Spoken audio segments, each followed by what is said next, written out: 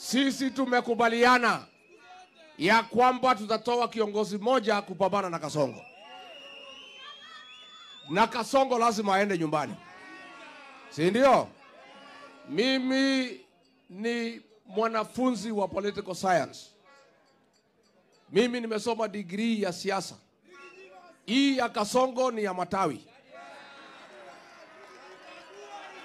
Ni mti ya matawi, si ya matawi. Na ndio yeye akifuata mambo ya matawi amemaliza nchi yetu. Amepora nchi yetu. Ameua Gen Z. Amemwaga damu Kenya. Uchumi umeharibika. Lazima Kasongo aende nyumbani. Na sisi tumekubaliana ya kwamba tutatoa kiongozi Mimi kama Rigiji nataka kusema nikiwa hapa Uhuru Park. Kama formula tutatumia itaelekea na kumsaidia Kalonzo Musyoka akuwe ndio mgombea pekee wa upinzani.